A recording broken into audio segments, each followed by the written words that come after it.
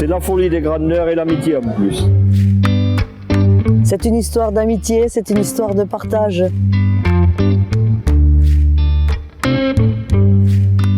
Aliette Werner, présidente de la confrérie, membre depuis 30 ans. Alors la création de l'omelette, ça a commencé en 1973, c'était sa première édition.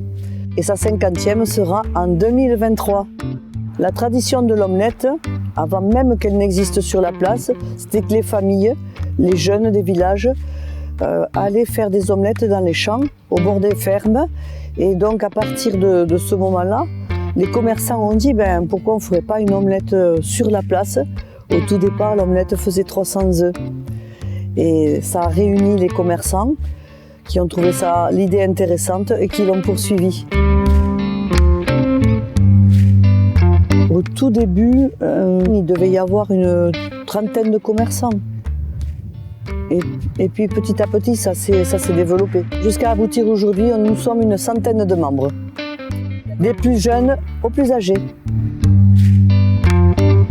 David Paluletto, je suis rentré à la confrérie en 1976 et j'ai été élu premier grand maître en 2017.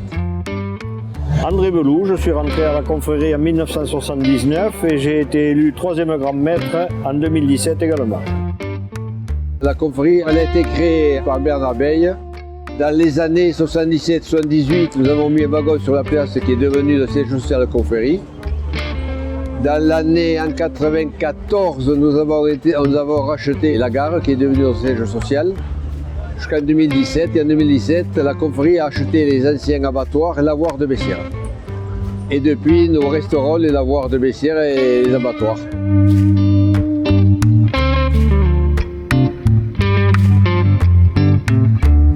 Les premières fêtes qu'on faisait étaient beaucoup plus centrées sur uniquement les gens de la confrérie. Maintenant, c'est beaucoup plus ouvert au public et aux confrérisseurs qui n'existaient pas au début.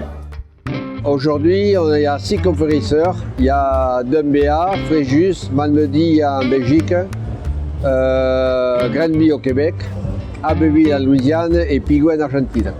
Et toutes ces confréries sont francophones. Comment on a intégré les confrérisseurs? Ça, c'est une longue histoire. Chaque confrérie a son histoire. C'est des rencontres, c'est des personnes qui ont été rencontrées au hasard de la vie, qui sont ensuite venus voir le concept ici à Bessières et qui se sont rattachés, qui se sont incorporés à notre histoire. Et le concept, c'est exactement le même, une grande poêle, une distribution gratuite.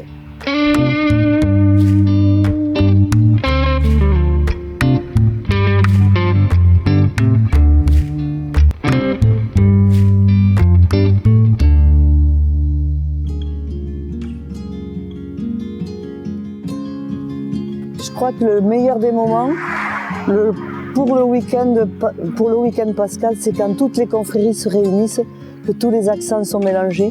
Le Québec, l'Argentine, les Belges, tout ce monde qui se retrouve, c'est extraordinaire.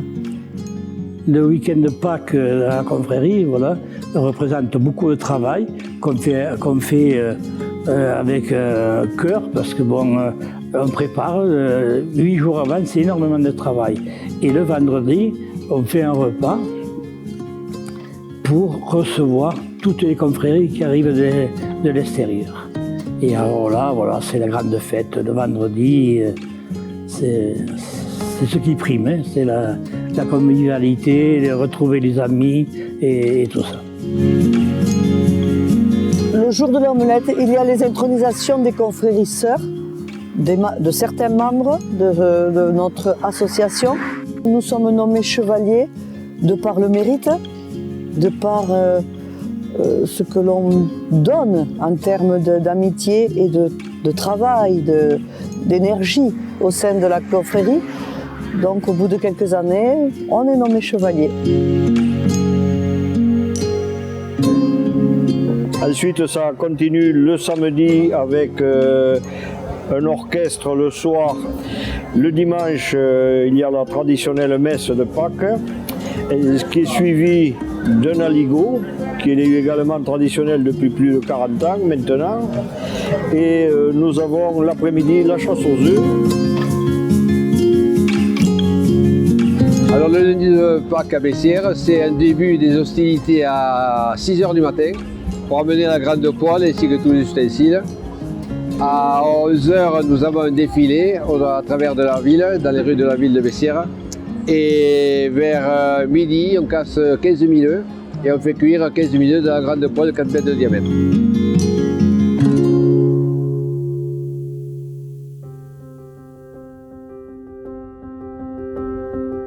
Et alors, cette poêle 4 mètres de diamètre, et pour la bouger, et puis pour faire voir que c'est une poêle, on a pris un poteau de téléphone.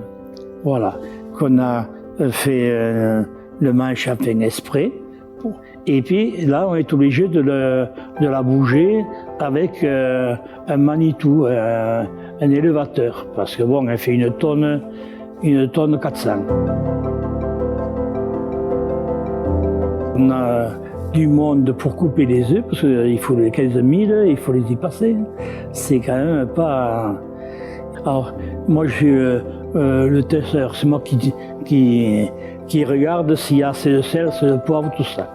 Ah, il me faut goûter, ils me font goûter, parce que bon... Mais enfin, je le fais tellement avec plaisir. Ce matin, là, je sais pas, mais il devait y avoir dans les 4000 personnes, je pense. On reçoit tout le temps, tous les ans, oui, 3 4 000, 5 000. Tout se mange. Quand je rentrais je venais ici, tout le monde, ils étaient ravis.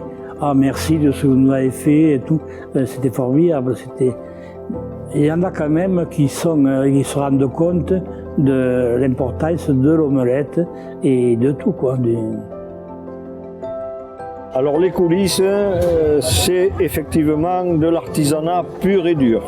C'est-à-dire que ça nécessite de mettre en forme nos abattoirs, bien nettoyer tout pour pouvoir faire la soirée d'accueil, préparer tout le matériel de l'omelette qui est chargé dans des camions et qui est prêt 3 jours avant. C'est-à-dire il y a des listes de matériel, il faut essayer de rien oublier parce qu'une fois qu'on est là, on ne revient pas en arrière. Donc il y a le sel, le poivre, l'huile, les marmites, les œufs, bon on les oublie pas parce que ça fait 2 palettes, mais c'est souvent des petits détails et c'est là où se niche des fois le petit loupé. Mais ce petit loupé fait partie du sel de l'affaire. Nous avons eu beaucoup de moments forts. Il serait un petit peu long à énumérer. Pour moi, c'est la première omelette. C'est quand on est allé à l'émission de Jacques Martin, Incroyable mais vrai, où on a déjeuné sur l'Arc de Triomphe. Quand on est allé créer la première omelette extérieure d'Umbéa, c'est quand même un périple. Il y avait 36 heures d'avion, donc il fallait y aller. Au tout début, c'était ce goût de la fête. Les musiques, les bandas. Et puis petit à petit, on a créé les liens. Alors ça a dépassé le cadre de la fête. Ça fait 20 ans que je suis à la confrérie. La confrérie, pour moi, c'est quelque chose d'extraordinaire. Et déjà, avec tous, l'amitié qu'on a, tous ensemble. Et non, il faut y être dedans pour comprendre ce que c'est la confrérie, le lien qu'on a tous ensemble. C'est vraiment quelque chose d'extraordinaire. Et j'espère que ça va durer tout le temps, quoi. Il n'y a pas de raison.